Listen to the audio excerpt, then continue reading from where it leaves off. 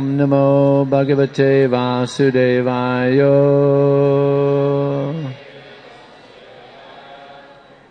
Om Namo Bhagavate Vasudevaya.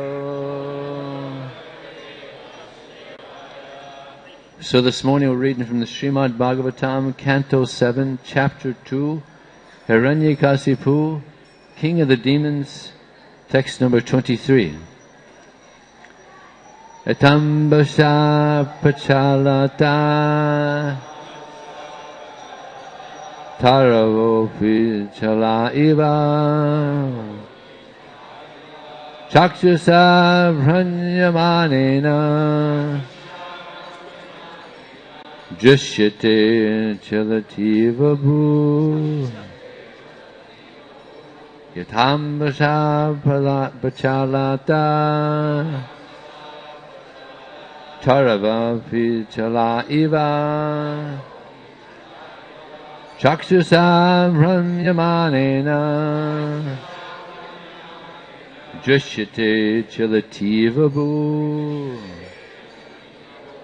Yatambasha Pachalata Taravopi Chala Iva Chakshusa Brahmyamanena Drishyate Chalativa Bhu.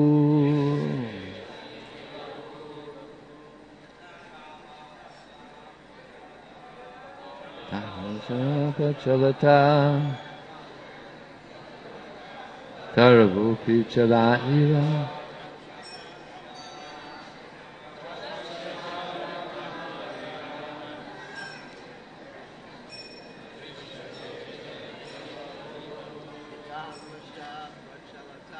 Yathamsa Pachalata Taravopi Chala Iva Chakshusha Brahmyamanena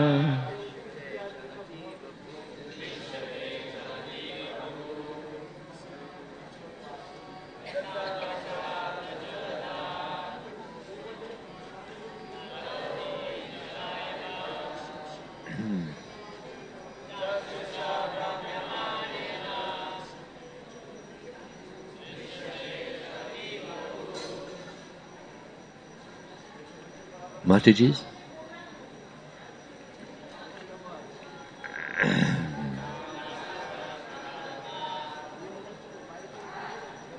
Taravopi Chala Iva Chakshusa Brahmyamanena Drishyate Chalativa Bhu Yatambasha Pachalata Taravopi Chala Iva Chakshusha Brahmyamanena Drishyate Chalativa Bhu. Yata, just as Ambusha by water, Pachalata moving, Tarava the trees on the bank of the river, Api also, Chala moving, Iva as if, Chakshusa by the eye, Brahmyamanena moving, Drishyate is seen, Chalati moving, Iva as if, Bhu the ground. Translation and purport by His Divine Grace Srila Prabhupada Ki. Because of the movements of the water, the trees on the bank of a river, when reflected on the water, seem to move. Similarly, when the eyes move because of some mental derangement, the land appears to move also. Purport. Sometimes, because of mental derangement, the land appears to be moving. A drunkard, for example, or a person with heart disease sometimes feels that the land is moving. Similarly, the reflections of trees in a flowing river also appear to move. These are the actions of Maya. Actually, the living entity does not move. Stanor achalo yam. The living entity does not take birth or accept death, but because of the transient, subtle, and gross bodies, the living entity appears to move from one place to another or be dead and gone forever. As the great Bengali Vaishnava poet Jagadananda Pandit has said, Pisachi Paile Yena Mati Chana Hoy Maya Grasta Jiver Hoya Se Bhava Udoy. According to this statement from the Prema Vivarta, when a living entity is conditioned by material nature, he is exactly like a person haunted by a ghost. One should therefore understand the fixed position of the spirit soul and how he is carried away by the waves of material nature to different bodies and different situations under lamentation and hankering. One achieves the success of life when he understands the constitutional position of his self and is undisturbed by the conditions created by material nature. Prakrite kriyamanani gunai karmani sarvasaha. Om jnana tamanandasya jnananjana salakaya chaksurum militam jena tasmai shri gurave namaha mukam krotavachalam pongum manghayate gurim yat kripataraham vande shri gurum dinataranam vanchikalpatubhyascha kripa sindhubhyevacha patitanam pavanebhyo vaishnavebhyo namo namaha. Jaya Shri Krishna Chaitanya Prabhu Nityananda Shri Advaita Gadadhar Sivasadi Gaur Bhaktavinda. Hare Krishna Krishna Krishna Hare Hare Hare Rama Rama Rama Hare Hare. So here again Hiranyakasipu is speaking very nice philosophy. So what is the difference between Hiranyakasipu and the devotee speaking such philosophy? The difference is action. He's speaking very nicely, but in a couple chapters we're going to hear about Hiranyakasipu terrorizing the universe. So his actions, as we're going to see, are not very nice. A devotee is someone who speaks very nicely, and his actions are also nice. So that's rare. That's rare to see the two. And there's a statement that your actions are so loud that I can't hear your words. Someone may be speaking nicely, but if his actions are not nice, then you can't take it to heart. So Hiranyakasipu's actions are not very nice, as we're going to see. So, and so many people, they speak nicely, but when they're alone behind closed doors, then that's that's actually what's important. Not what's just being spoken, but what they're doing when they're by themselves. Just like there was an instance where one disciple of Srila Bhaktisiddhanta Saraswati Thakur, he went to his guru. He's a householder living outside, and he said, "You know, I see your brahmacharis here in the ashram. They have such an opportunity to make great advancement in spiritual life, but maybe I'm not perceiving properly, but it doesn't appear like they're making the advancement that they could be making in such a situation." And Srila Bhaktisiddhanta Saraswati Thakur gave an interesting reply. He said, "No, you're seeing properly. It's because they have two internal worms." He said, if you eat something and there's worms inside, then you're not going to digest properly. So similarly, if one is practicing Krishna consciousness, and he has two internal worms, then you're not going to be able to digest the process properly. Those two internal worms was selfishness and secret bad habits, which is kind of interesting because we're talking about back in the 20s and 30s when there's no internet, there's no not even any television. I think there was just, as far as technology goes, you might be able to go to an old movie or something.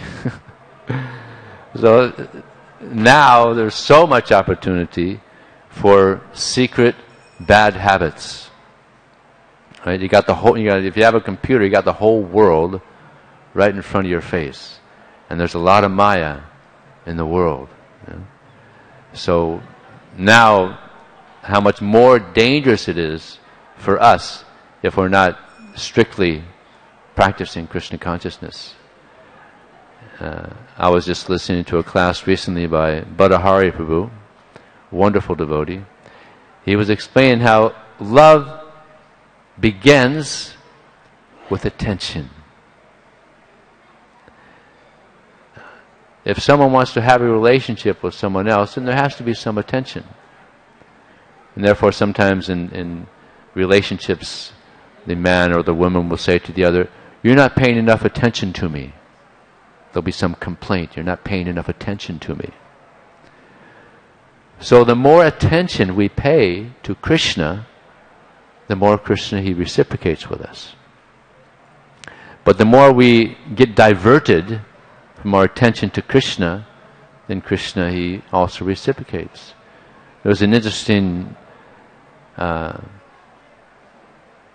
exchange Srila Prabhupada had with some of his disciples in France. And he asked them a question: what is the difficulty with developing our love for Krishna? He wanted some interaction. What is the difficulty? And devotees said different things. The modes of nature are very powerful, and Maya is difficult. And one devotee said, our attention gets diverted. He said, yes. Our attention gets diverted from Krishna. This is the problem.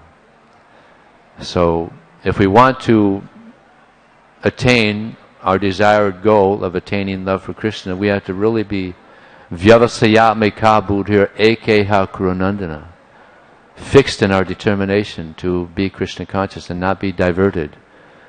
What is the biggest diversion now? I think the biggest diversion now in our society is Facebook. One devotee I heard spent 6 hours on Facebook. Being a little diverted there. So, of course, we can use Facebook for preaching. There are devotees that use it for preaching in big ways. But if you're not using it for preaching, better not spend your time there, because there's a lot of distraction there. Better read Prabhupada's books than watch puppies playing with kittens, or all the other things that go on. Srila Prabhupada has given us a vast amount of spiritual wisdom by which we can become elevated in Krishna consciousness and attain the goal of life. So we should try to absorb our mind in hearing the names of Krishna, in hearing the glories of Krishna, and understanding the philosophy.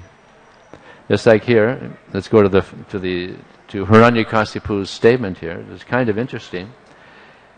He says that that the tree on the bank of a river, it's fixed, right? But if you look at the tree on the reflection of a river that's moving, then it appears to be moving, but it's not moving. Similarly, the living entity appears to be moving through different species of life, but actually he's fixed. The living entity is fixed. We're the eternal servants of Krishna. Somehow we've forgotten this, but the reality is that we're fixed in the service of Krishna. There's the Antaranga Shakti And there's the Bahiranga Shakti. The Antaranga Shakti is the internal potency of Krishna. This is where we want to be fixed, in the internal potency of Krishna engaged in his devotional service.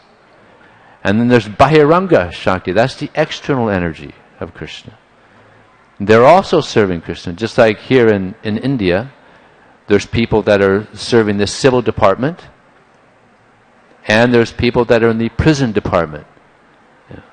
They break the law, they go to prison, but they're still serving the government.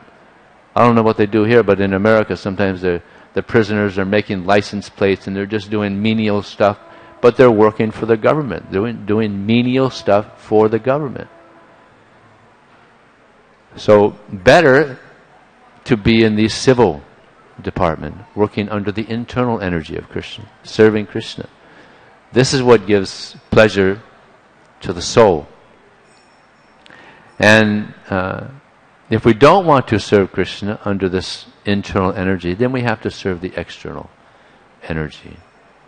Srila Prabhupada, he once said that these material bodies are like prison suits. Anybody that has a material body, you're in prison. Just like in the prisons in America, everybody wears orange clothes. I hope they don't confuse that with the devotees when they see the devotees out there. So material body means prison suit. So we're trying to become free of these prison suits. And the only way that we can get out of these suits is we have to engage in devotional service. And just like in prisons all over the world, if someone is in prison and they're a good prisoner, they can get out early on good time because they were a good prisoner. So we all had so much karma built up due to our past sinful activities. And now we're chanting Hare Krishna. So all that sinful reaction that was coming towards it's all burnt up just by chanting Hare Krishna. But now we just have to continue chanting. This is the power of chanting the holy name of Krishna. So we can get out early on good time. We can get out of this material world on good time in the service of Krishna. Yeah. Otherwise, as it's stated here in this purport, we get moved around, we get bumped around by the modes of material nature, in this waves of the modes of material nature. This material world is compared to an ocean of material existence. And the living entity is being tossed around in these waves of the modes of material nature. And sometimes a wave will push him up. And he becomes the Prime Minister of India. And then another wave comes and slaps him down. And he becomes a dog in Sweden. Actually, this happened, actually. One astrologer did that. Which Prime Minister was it? Anybody remember? Nehru. An astrologer did his chart and he said he'd become a dog in Sweden. So he was up there, Prime Minister, everybody's giving him so much respect, nice facilities, then he becomes a dog. And then another wave will come and slap him off that, and he becomes a dog in India. Actually, that's an upgrade. Because a dog in India, there's a good chance he gets prasadam. Right? Just like during this Parikram, so many dogs are getting prasadam. After the devotees honor prasadam, they leave, and all the dogs come. And they get not only prasad, they get the remnants of the devotees' prasad. I mean, that's pretty good. There was one pastime, Srila Prabhupada. You know, before he would come into Mayapur, he would go to this mango grove. Every time he would come to Mayapur, there would be this mango grove where Prabhupada would stop and they would have prasadam. And some of it would be mango. Is that mango grove still there? Anybody know? So they were all taking prasadam, Prabhupada and the senior disciples there, the sannyasis, and some dogs came. So devotees started throwing rocks at them. And Prabhupada said, "What are you doing?" Don't do that. These are Dom dogs. And he started throwing them chapatis off of his plate.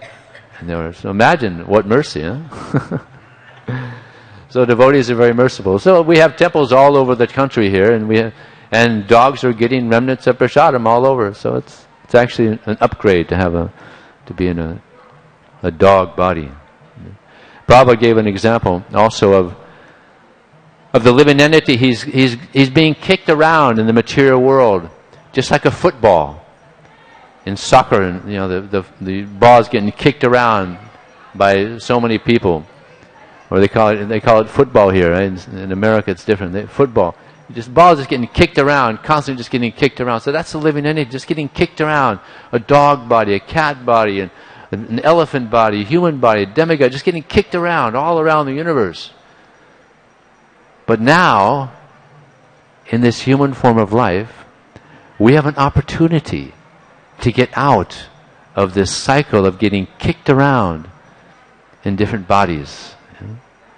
So it behooves us to take this human form of life very, very seriously. I recently heard or read a verse which has become, for the time being, my favorite verse in the Srimad Bhagavatam. When Krishna left Vrindavan, he went to Mathura, and when he went to Mathura, he came across one great devotee, Sudama the garland maker. And this devotee was so great that Krishna said to him, I'll give you any benediction you want. Just ask. Anything you want. So this devotee, such a great Vaishnava, he said, Sopi vavre chalam bhaktim tasmane vakilatmani tad bhakte sucha sawadam bhute sucha dayam param. He said, Krishna, I just want three things. Please give me devotion for you, friendship with your devotees, and compassion for all living entities. Is that beautiful? That covers everything. Because the devotee sees four things: Krishna, the devotee, the innocent, and the envious. So Prabhupada was speaking about this. He said, as far as the envious, we just kick them in the face. We have nothing to do with them. Just kick them in the face. The atheists and the envious, But the others, we want devotion for Krishna. So we should pray very fervently, very sincerely for this devotion for Krishna. It's not easy, we're in these modes of nature. Krishna says, Daivi hesa gana mayi mama maya directya mama viye prapadyante mayamitam tarantite. This divine energy of mind consisting of the three modes of material nature is very difficult to overcome. But one who surrenders unto me can very easily cross beyond it. Radhanath Swami was speaking about this, and he said, actually that was an understatement. It's very, very, very, very difficult to overcome. So difficult to overcome Maya. So we have to pray to Krishna. That's our only hope. And we have to pray so sincerely to Krishna, beg Krishna to engage in devotional service to Him. And friendship with the devotees. We may have devotion for Krishna, but if we don't have friendship with the devotees, it's not going to work.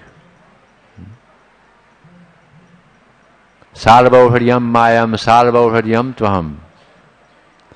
Lord Narayan says, the devotees are within my heart, and I am within the hearts of the devotees. The devotees do not know anything but me, and I do not know anyone but my devotees. So the devotees are so dear to Krishna. Therefore we have to be very careful. Tanadapi sunichena tarorapi sihistana manina manina kirtaniya sadahari. Tanadapi, we have to be lower than the straw in the tree, more tolerant than a tree, devoid of all sense of false prestige, and ready to offer all respects to others without design respect for oneself. In this way one can chant the holy name of the Lord constantly. And when Lord Chaitanya was speaking to Raghunath Das Goswami, he gave him 8 instructions. He said, do not talk like the people in general, nor hear what they have to say. Do not dress very opulently or eat very opulent prasadam. Always chant the holy name of Krishna. Offer all respects to others. Don't desire respect for yourself. And always serve Radha and Krishna in your mind in the land of Vrindavan. So these are his 8 instructions, very important. So we have so many instructions that have been given to us by Krishna, by Lord Chaitanya, by the Acharyas. And if we take shelter of these instructions, then we'll make very quick advancement to the lotus feet of Krishna. So, devotion for Krishna, friendship with the devotees, and compassion for all living entities.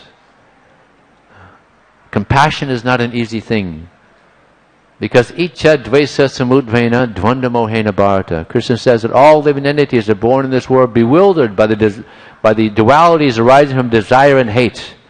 We're all born with envy.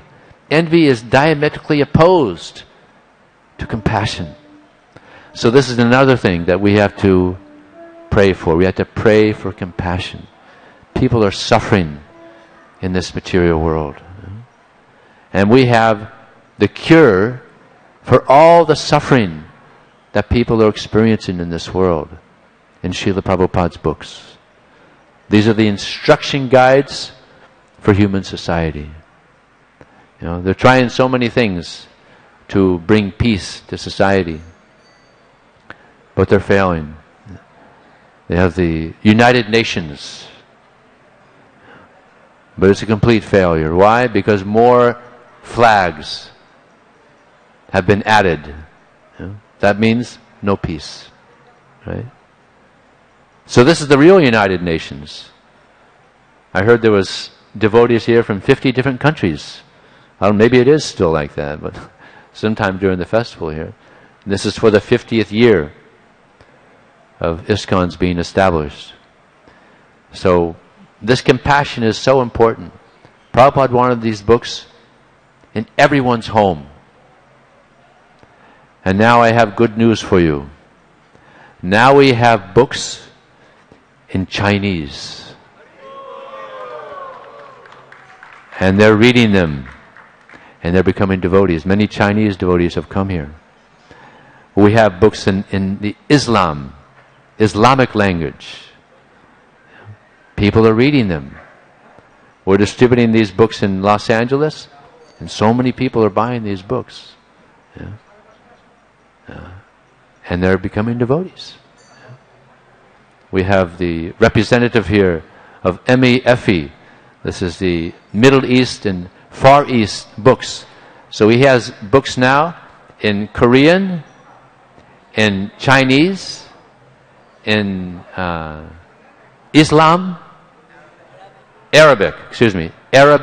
what else? Japanese, Vietnamese, Parsi. So he's stirring things up in this world. He's giving people an opportunity who previously had very little opportunity to get these books.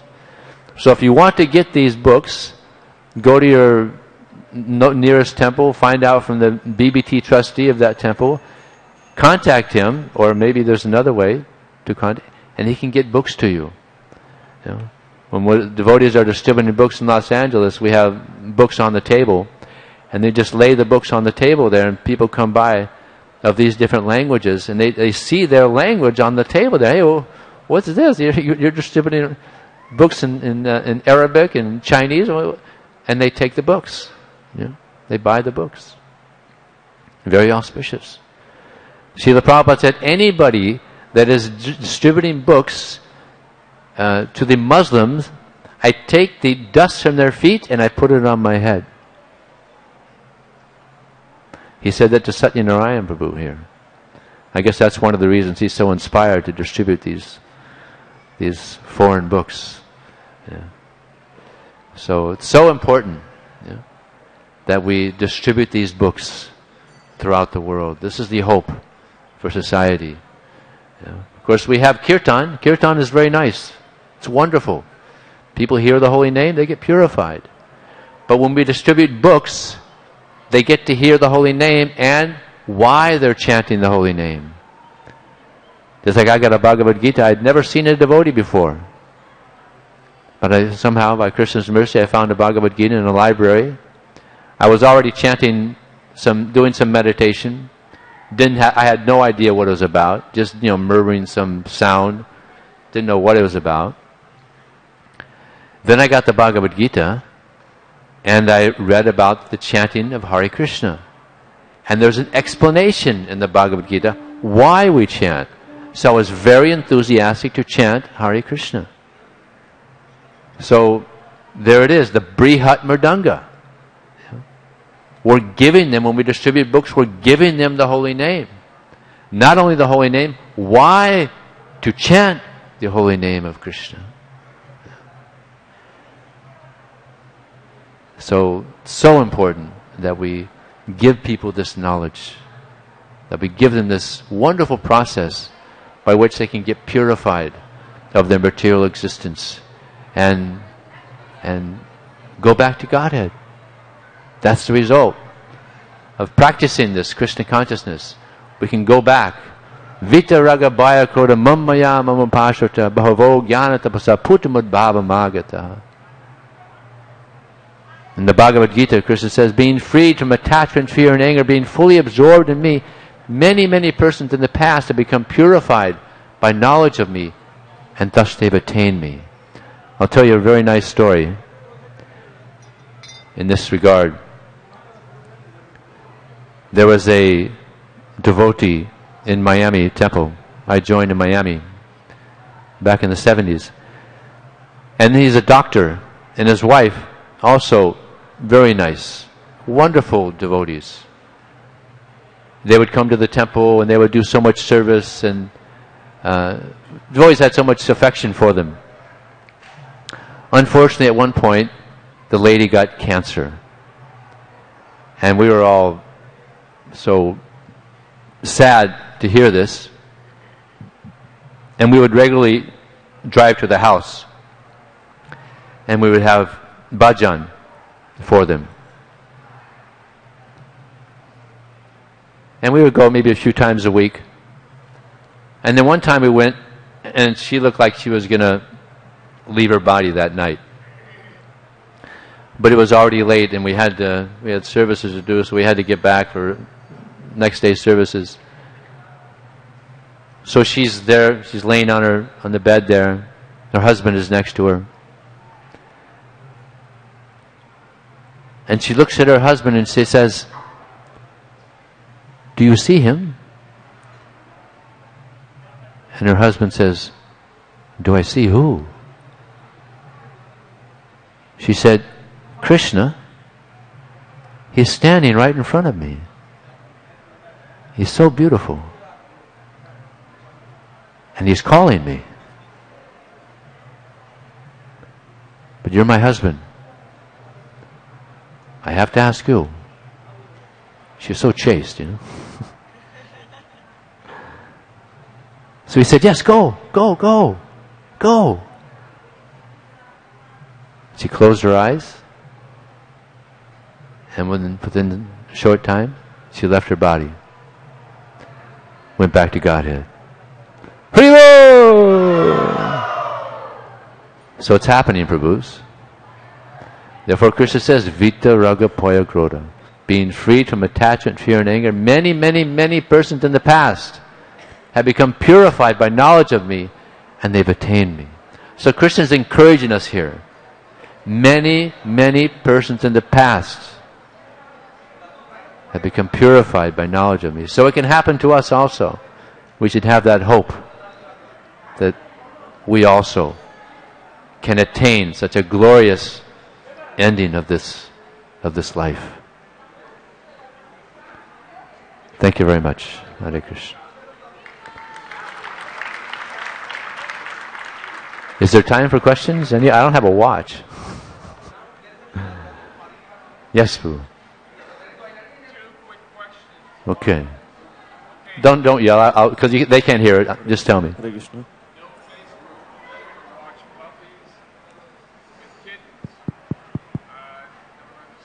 Okay, the question is, better not watch Facebook where there's kittens and puppies playing. Well, that's one of the... In Facebook, they have different little things on the Facebook, little shows, and that's one. They have little cute things that people like to watch. Yeah. So, better not waste their time watching these little things that have no relation to our spiritual life. Yeah. Okay, and then you mentioned that for the atheists, we should kick on their face. And at the same time, you're saying compassion. Can you unpack that statement and how it practically applies to us in our preaching? Yes. How to deal with... Thank you. I thought about that too.